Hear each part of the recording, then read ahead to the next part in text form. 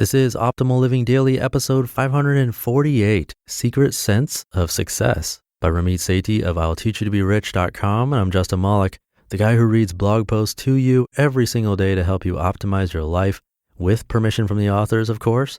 And today I have a post from Ramit Sethi. It's been a while. And I'll keep the Sunday intro nice and short for you, so let's get right to it and start optimizing your life.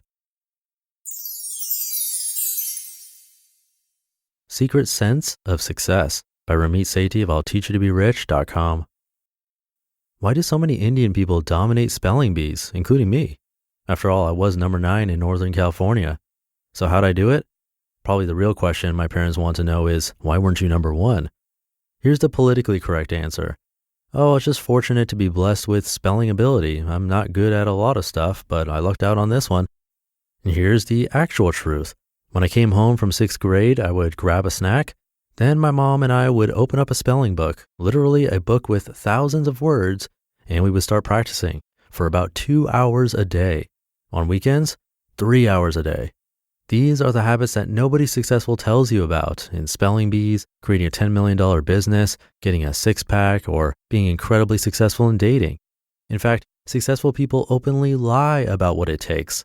They'll use words like, just find your passion, while obscuring the endless amount of time they spent perfecting their craft.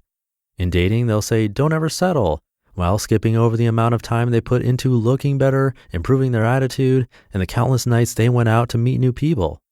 Why doesn't anyone tell the truth about what it takes to be successful? 2 very simple reasons. Number 1, everyone would hate you. America loves to celebrate effortless success. So if you talk about the exact way you're successful, whether it's in dating, money, or fitness, the backlash comes quickly. Number 2, these success habits are so unconscious you don't even realize you do them. I want to show you exactly what I mean. Let's take one of the most contentious topics of all, women's fitness.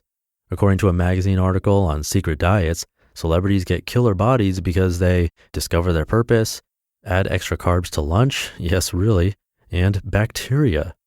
God, I see these kinds of lies every week and it's starting to drive me nuts. Like when you turn on some talk show and the host is complimenting the celebrity guest. Host: wow, you look amazing. How do you do it? Her: oh, thank you, giggles and blushes. I try to watch what I eat. Audience claps. I finally know what it takes to look like that. Why don't you tell the truth? What if these celebrities told you how they look amazing? They would tell you, I count calories, usually less than 1,200 calories a day. I work out 5 to 10 times per week. Yes, sometimes twice a day. I have rules of thumb I use when I eat out, like no bread, only a teaspoon of dessert. The unsurprising truth is that most people would hate them and accuse them of eating disorders, barrage them with must-be-nice criticism of their trainers and chefs, and rationalize how I'd rather be happy than live like that. And here's where it gets really interesting. A small group, just a select few, would lean in and want to learn more. And best of all, they'd ask without judgment, what are those secret rules of thumb you use to be successful? Which group are you? The secret habits of successful people. Every successful person has invisible habits they use, often unconsciously. These habits are very different than what quote-unquote normal people use, often radically different.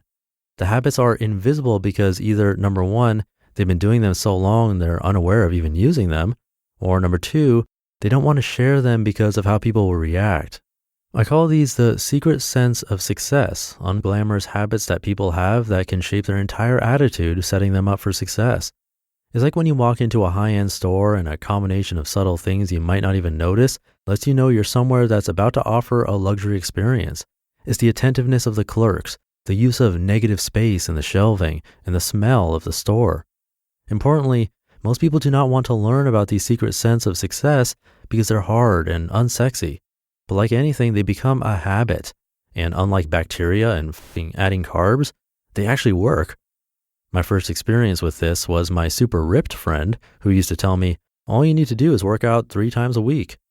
What a fun and easy to implement tip worthy of a magazine. So imagine my surprise when I spotted him doing some light cardio at the gym one Saturday. Hey dude, I said, don't you normally work out Monday, Wednesday, Friday? Yeah, he admitted, this is my off day. Boom! It blew my mind that he was still at the gym on his off day. Some other examples I've noticed? The magical ability of memorizing names effortlessly? How they really do it? ongoing data entry into a CRM, and tracks stories after they meet someone, reviews it before meeting them next time. Or the magical ability of having a killer body. How they really do it? When eating out, checks the menu beforehand, plugs the dish into MyFitnessPal, adjusts diet that day to make sure they can fit the calories and macros into their diet.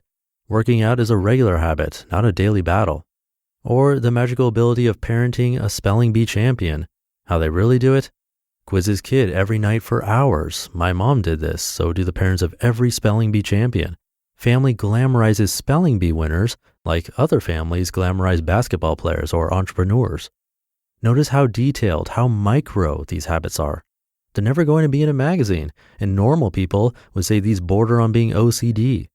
That's why nobody talks about these habits. They're not as sexy as saying, we bought this magic pill to help me lose 50 pounds, or I use this app to stay productive. But they work. Although subtle and though they might pay off after years, they work. And the few people who seek them out can get amazing results too. Example, a friend of mine used to play baseball. Guess what he just posted on Instagram? A video of his daughter playing t-ball in their apartment. My parents would have never dreamed of doing this. First of all, they would have never thought to buy us a t-ball set, and they never would have wanted us to play inside. But here's Mike, who loves baseball and obviously wants his daughter to learn it, encouraging her to hit the ball over and over. 10 years from now, it's entirely possible that people will look at his daughter and say, wow, what a natural athlete. Sure, what they don't see is the thousands of hours of practicing hitting a ball and being encouraged by her dad. It's like our luxury store, a subtle, unglamorous thing that makes all the difference. Most times we can't see our own sense of success, but once you know where to look, you can notice it in your friends. You just listened to the post titled Secret Sense of Success by Ramit Sethi of I'llTeachYouToBeRich.com. He can come off sounding kind of harsh, but it feels accurate to me. Growing up in an Indian household, I could definitely relate. And funny enough, I was one of the best spellers in my school too. I don't remember my parents quizzing me, but I also wasn't a spelling bee champion. I think I got second or third in my level. I misspelled gardener. That must have been early elementary school. Funny that I still remember that. Good times. Anyway, have a great Sunday and start to your week. I will be back tomorrow with 2 short posts from Leon Logothetis. So I'll see you there where your optimal life awaits. Hey, this is Dan from the Optimal Finance Daily podcast, which is a lot like this show, except more focused on personal finance. Justin handpicks the best posts he can find from blogs and authors like Ramit Sethi, Mr. Money Mustache, and more, and I read them to you 5 days a week. So if you enjoy this podcast, come on over and subscribe to Optimal Finance Daily too. And together, we'll optimize your financial life.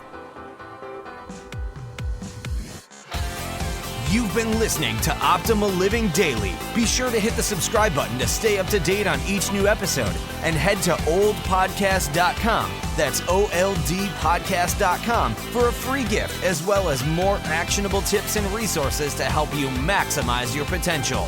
Thanks for joining us, and remember, your optimal life awaits.